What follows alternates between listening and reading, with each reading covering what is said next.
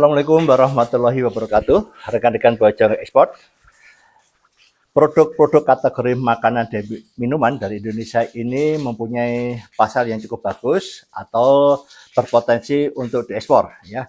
Karena produk-produk dari Indonesia ini mempunyai kekasan masing-masing, ya. Dari ujung barat, provinsi paling barat sampai timur itu mempunyai produk-produk yang mempunyai keunikan atau unique selling point masing-masing. Nah, saya akan sedikit menyampaikan kepada teman-teman semua karena pengalaman kami ketika menjadi narasumber untuk UKM-UKM di seluruh Indonesia itu memang paling banyak adalah kategori makanan, ya. Dan ini saya akan berikan kepada teman-teman bahwa kategori makanan ini sangat berpotensi untuk ekspor. Jadi Anda tidak ragu-ragu lagi untuk bisa mempromosikan produk Anda untuk menjadi produk yang berkualitas ekspor dan punya pasar ekspor. Nah, saya akan berikan sedikit spill ya terkait dengan produk-produk makanan dan minuman ini yang berpeluang ekspor.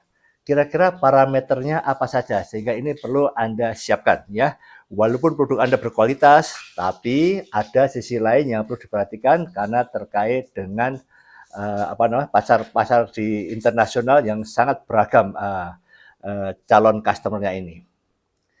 Parameter pertama itu adalah terkait dengan kualitas. Perhatikan ya kualitas produk Anda, kestabilan terkait dengan aroma, ya, rasanya, atau tingkat kerenyahannya, ya, teksturnya. Ini penting harus Anda perhatikan, stabil. Kemudian perhatikan lagi ketika Anda melakukan proses produksi adalah konsistensinya terkait dengan kualitas, di mana per batch-nya setiap garapannya setiap diproduksi itu juga harus punya standar yang sama, ya. Per batch-nya harus punya standar yang sama.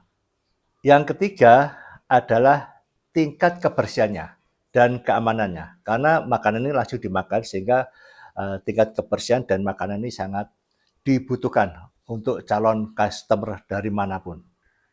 Tidak lupa adalah Anda bisa menyampaikan kandungan nutrisinya ya di dalam produk-produk makanan Indonesia ini. Produk-produk yang ada di seperti ini, jangan lupa ada kandungan nutrisinya. Dan yang terakhir dari parameter terkait dengan kualitas produk ini adalah tentunya produk ini tidak cacat, ya. Khususnya ketika proses dikirim, jangan sampai produknya bisa hancur, ya toh, rasanya berubah dan lain sebagainya. Ini tidak cacat. Ini adalah parameter pertama terkait dengan kualitas produk. Untuk parameter yang kedua, perhatikan terkait dengan keamanan dan regulasinya. Nah, ini kadang-kadang sering agak diabaikan ya. Coba saya sepilkan lagi ya terkait dengan tingkat keamanan dan regulasinya. Ada yang bilang bahwa ekspor produk makanan ini sulit ya karena ada beberapa yang menyampaikan bahwa sertifikat yang dibutuhkan salah satunya adalah HACCP, Hazard Analysis Critical Control Point, ya. Yang kedua mungkin dibutuhkan GMP, ya.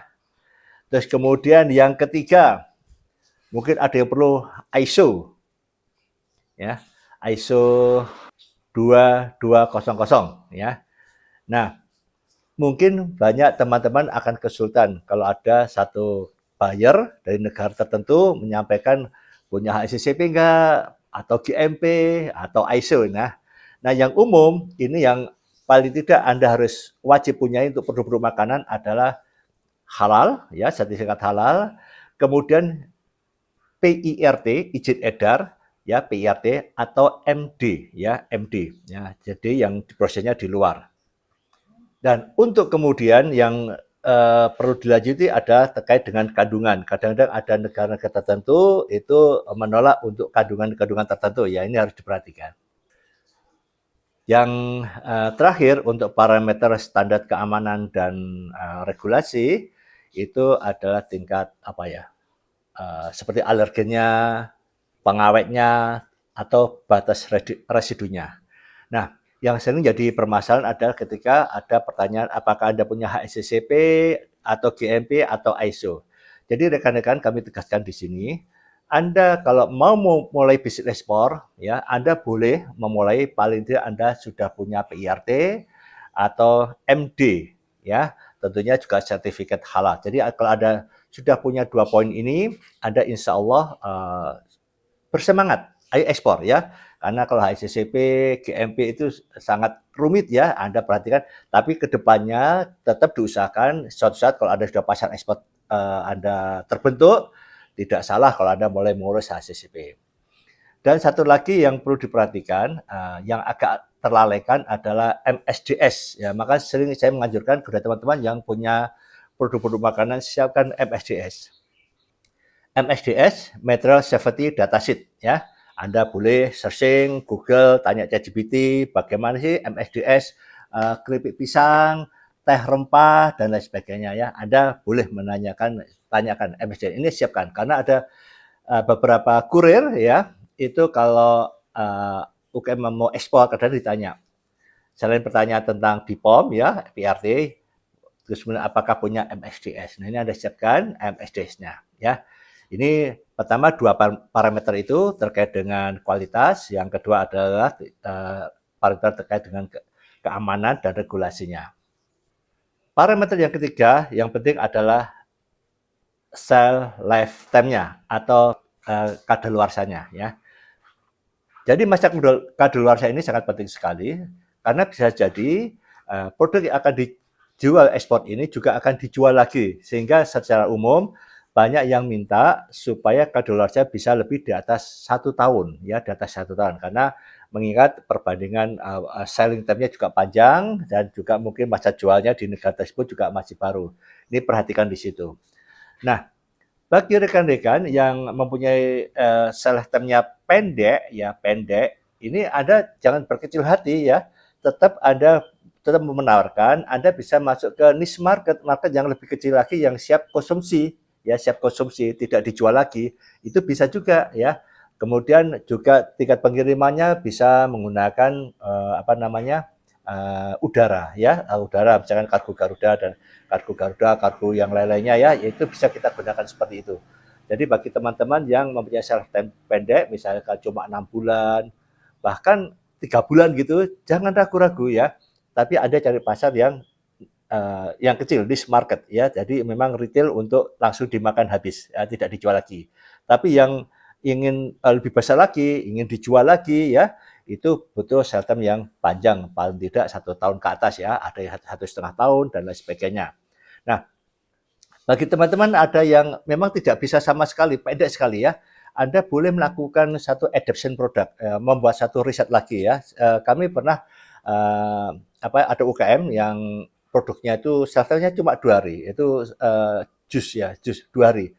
Itu akhirnya membuat satu terobosan baru sehingga produknya itu bisa bertahan sampai 8 bulan. Ada juga yang belajar ekspor, dia itu produknya es krim ya, es krim. Tapi pengen ekspor, maka dia melakukan adaptation produk, melakukan riset, akhirnya jadilah es krim bubuk. Nah, paling tidak ini bisa memperpanjang waktu ya, waktu yang waktu perjalanannya, waktu kadaluarsanya dan lain sebagainya. Jadi ada perhatikan terkait dengan sell lifetime produk Anda ya, masa kadaluarsa produk Anda. Untuk parameter yang keempat, perhatikan kemasan. Ya, kemasan ini menjadi satu tolak ukur yang penting sekali ya. Jadi ada kemasan yang bagus dan lain sebagainya. Ini juga memberikan nilai yang tambah. Nah, apa saja sih yang dibahas tentang kemasan ini?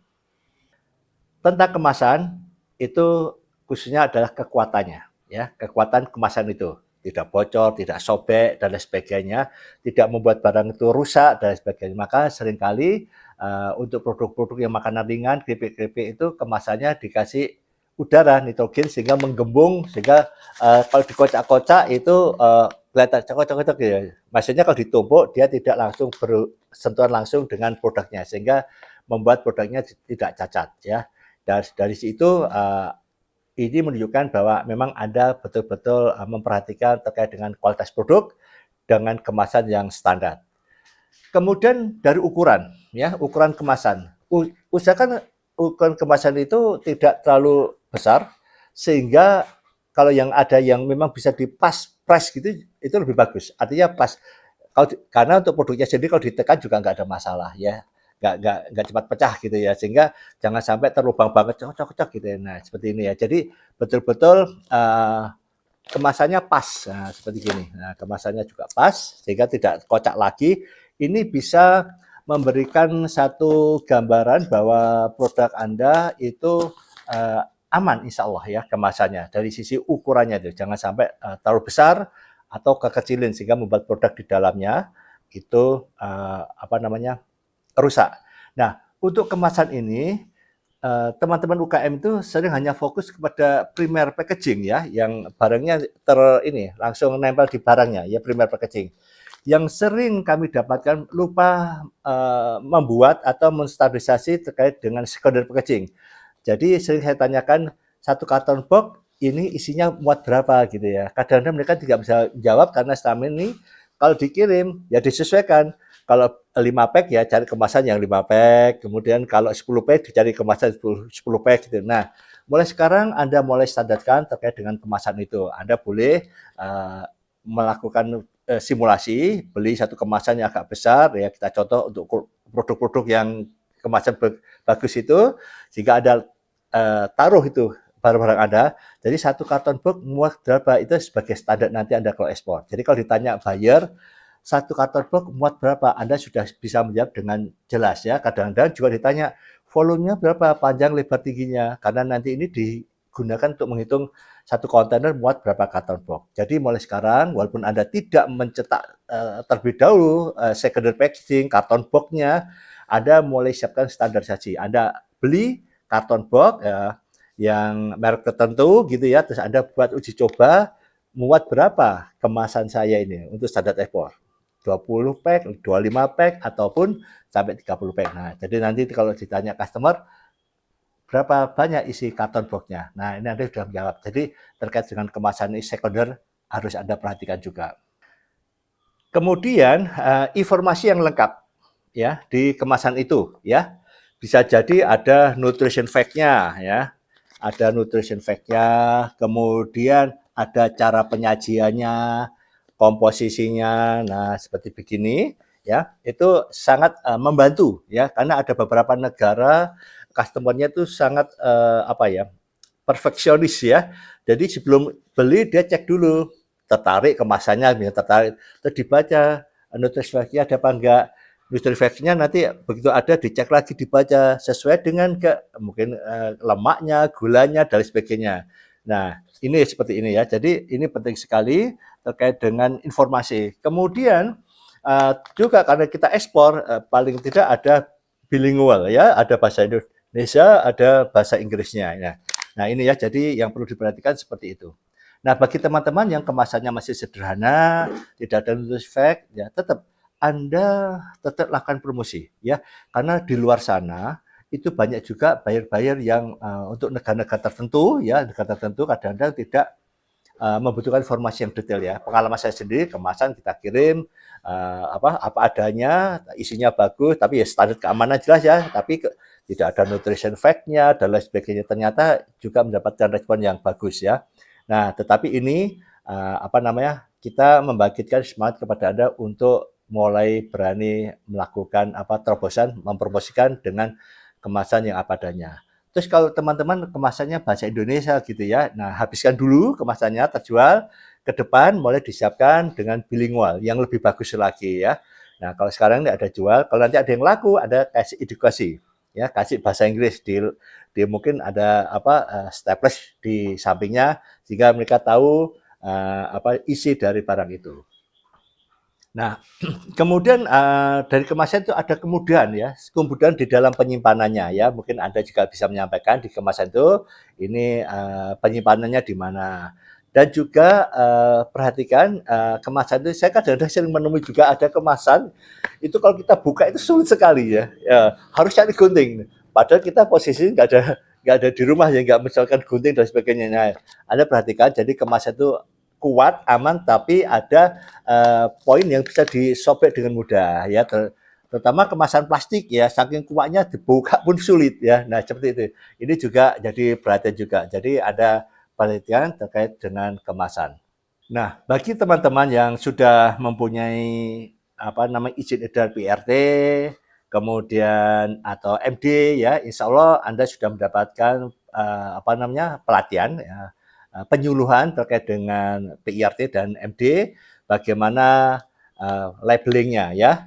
Tentunya ada standar dari Dinkes yang menyatakan untuk labelnya yang benar, seperti ada kode produksi, ada masa kadaluarsanya yang ditulis baik digunakan sebelum ya kode produksinya, kemudian ada komposisinya, tentunya standar-standar itu memang harus dipenuhi ya.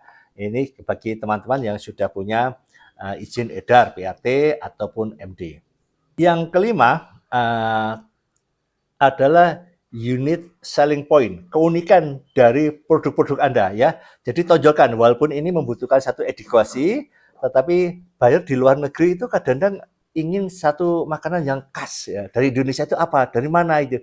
Karena mereka kadang-kadang ada yang suka coba-coba dan sebagainya. Tunjukkan unit selling point-nya, kekhasan Anda, ke daerah Anda, rasanya, bahannya, ya raw material itu bagaimana ya. Contohnya nah, seperti gini, mungkin orang negeri juga nggak tahu ini apa ini popeda, pepeda, dan sebagainya. Nah, kalau dijelaskan dengan bagus, maka ini adalah makanan khas di daerah Maluku atau Indonesia Timur, bahan dari sagu, dan sebagainya. Nah, ini unit selling point ini ada juga tonjolkan, ya. Kopi Gayo, kopi Mandeling, kopi Flores, ya. Itu tunjukkan unit selling point-nya. Ini kadang-kadang buyer suka sekali melihat dari unit selling point-nya ini, ya. Jadi perhatikan terkait dengan kekhasan produk Anda. Jangan berpikir bahwa nggak ada yang tahu nih tentang produk saya, nggak ada yang tahu produk saya.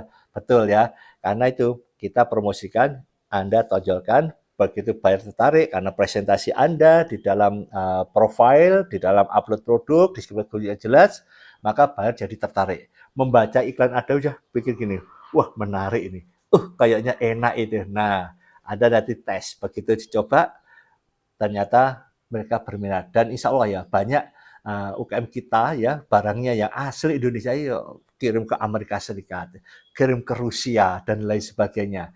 Terus kirim ke Kazakhstan ya, karena mereka ada keunikan yang tidak mungkin dipunyai di negara tersebut atau di negara kompetitor yang ada di Indonesia. Kita punya banyak kepulauan, ini juga menjadi satu kasanah ya, kekuatan di dalam bisnis kita, keanekaragaman.